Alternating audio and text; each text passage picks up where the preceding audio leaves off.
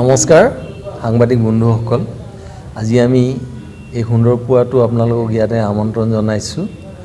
আমি অষ্টম north east graduate Congress পাতিবলৈ গৈ আছোঁ আপোনালোকে জানে যে ERDF ফাউণ্ডেশ্যনৰ university of science and technology Meghalaya প্ৰত্যেক বছৰে উত্তৰ পূৰ্বাঞ্চলৰ আণ্ডাৰ গ্ৰেজুৱেট যিমান ষ্টুডেণ্টছ আছে বিভিন্ন কলেজত যিমান কলেজ আছে উত্তৰ পূৰ্বাঞ্চলৰ সকলোকে সামৰি লৈ পেলাই আমি এক ডাঙৰ প্ৰতিযোগিতাৰ আয়োজন কৰোঁ যি প্ৰতিযোগিতাত তেওঁলোকৰ বৌদ্ধিক বিকাশৰ উপৰিও তেওঁলোকৰ যিমান এক্সট্ৰা কাৰিকুলাৰ এক্টিভিটিজ আছে তৰ্ক প্ৰতিযোগিতাই হওক কুইজেই হওক তেওঁলোকৰ সংস্কৃতিৰ ক্ষেত্ৰত যিমান অৰিহণা নাচ গান ইত্যাদি তেওঁলোকে প্ৰদৰ্শন কৰি পেলাই শ্ৰেষ্ঠত্ব প্ৰতিপন্ন কৰি তাৰ পৰা এইবাৰ 50 লাখ টকাৰ প্ৰাইজ বা পুৰস্কাৰ জিকি যাব পাৰিব এই অনুষ্ঠানটোত এইবাৰ স্কুটি ল্যাপটপ মোবাইল ইত্যাদি বিভিন্ন আমি পুৰস্কাৰ ৰাখিছোঁ আৰু আমাৰ সদায় থকাৰ দৰে আপোনালোকে জানে যে best performing college best graduate best magazine of the college যিটোৰ কাৰণে আমি যিমান আমাৰ বিভিন্ন কলেজলৈ আমাৰ প্ৰতিনিধি গৈছে বা তেখেতসকলে আমাক বাই পোষ্ট তেওঁলোকৰ মেগাজিন পঠিয়াইছে সেই মেগাজিনছখিনি এটা পেনেলৰ দ্বাৰা পৰীক্ষা কৰি পেলাই যিখন উত্তৰ পূৰ্বাঞ্চলৰ কলেজৰ আটাইতকৈ শ্ৰেষ্ঠ মেগাজিন সেইখনকো আমি পুৰস্কৃত কৰোঁ আৰু ইয়াৰ উপৰি আমাৰ আটাইতকৈ ডাঙৰ এটা অনুষ্ঠান দুটা অনুষ্ঠান থাকে এক নম্বৰটো হ'ল মটিভেশ্যনেল স্পীচ এই মটিভেশ্যনেল স্পিকাৰজন আমি ভাৰতবৰ্ষৰ প্ৰত্যেক বছৰে এগৰাকী শ্ৰেষ্ঠ মটিভেশ্যনেল স্পিকাৰক আমন্ত্ৰণ জনাই পেলাই আমি তেওঁৰ দ্বাৰা আমাৰ এই ষ্টুডেণ্টখিনিক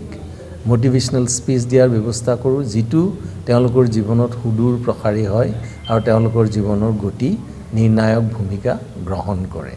তাৰোপৰি আমি জব ফেয়াৰ অনুষ্ঠিত কৰিছোঁ যি জব ফেয়াৰত ছাত্ৰ ছাত্ৰীসকলে তেওঁলোকে নিজে নিজৰ জব বাছি ল'ব পাৰিব আৰু তেওঁলোকৰ গ্ৰেজুৱেশ্যন কমপ্লিশ্যনৰ পিছত সেই জবসমূহত তেওঁলোকে এবজৰ্ব হোৱাৰ কাৰণে তেওঁলোকৰ এটা কানেক্টিভিটি থাকিব আমি এখন ব্ৰিজ বা সেতু হিচাপে সেই কামটো কৰিম আমাৰ এটাই উদ্দেশ্য যে এই শৈক্ষিক অনুষ্ঠানখনে উত্তৰ পূৰ্বাঞ্চলৰ সকলো ছাত্ৰ ছাত্ৰীকে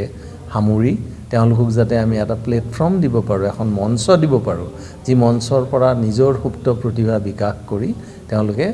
জগতৰ মঞ্চলৈ আগুৱাই যাব পাৰে এতিয়া এই অনুষ্ঠান সম্পৰ্কে তাৰ লগতে ছাৰৰ লগতে হেৰি কৰি জইন কৰি আৰু দুটামান কথা ক'ব বিচাৰিছোঁ ইয়াতে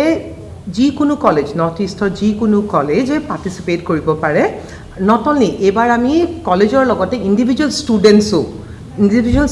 ৰেজিষ্টাৰ কৰিব পাৰে মিনিমাম এটা ৰেজিষ্ট্ৰেশ্যন ফিজ আছে সেই ৰেজিষ্ট্ৰেশ্যন ফিজটো হাৰ্ডলি 400 ৰুপিজৰ ৰেজিষ্ট্ৰেশ্যন ফিজ তাতে আমি কিট তেওঁলোকৰ 3 দিনৰ থকা খোৱা সব ইনক্লুডেড মানে গোটেইখিনি ইনক্লুড কৰি পিনে সেই ৰেজিষ্ট্ৰেশ্যন কৰিব পাৰে এতিয়া আমাৰ অনলাইন অলৰেডি ৰেজিষ্ট্ৰেশ্যন হৈয়ে আছে চ' আমাৰ সেই মানে আমাৰ মেইন উদ্দেশ্যটো হ'ল যে গোটেই নৰ্থ ইষ্টৰ ল'ৰা ছোৱালীখিনিয়ে এই অনুষ্ঠানটোত আহক আহি পিনে লাইফ স্কিলছ যোনখিনি সিহঁতক প্ৰিপেয়াৰ কৰিব কালিলৈ সিহঁতক কেৰিয়াৰলৈ সিহঁতৰ জীৱনলৈ সেইখিনি সিহঁতে যেন লৈ যায় সেই বস্তুটো আমাৰ মেইন উদ্দেশ্যটো হ'ল এইটো 3 দিনীয়া প্ৰগ্ৰাম হয় 21-22 ফেব্ৰুৱাৰী হয় তো 3 দিনীয়া প্ৰগ্ৰাম হয় চ' মানে কলেজৰ লগতে ইণ্ডিভিজুৱেল ল'ৰা ছোৱালীও পাৰ্টিচিপেট কৰিব পাৰে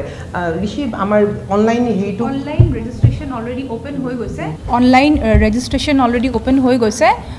ৰেজিষ্ট্ৰেশ্যন লিংকটো হ'ল negc.ustm.ac.in তাতে ৰেজিষ্ট্ৰেশ্যনটো খুলিলে আপোনালোকৰ দুই ধৰণৰ ৰেজিষ্ট্ৰেশ্যন ফৰ্ম পাব এটা ইণ্ডিভিজুৱেলি ৰেজিষ্ট্ৰেশ্যন কৰিব পাৰা আৰু এটা কলেজ ৱাইজ ৰেজিষ্ট্ৰেশ্যন কৰিব পাৰা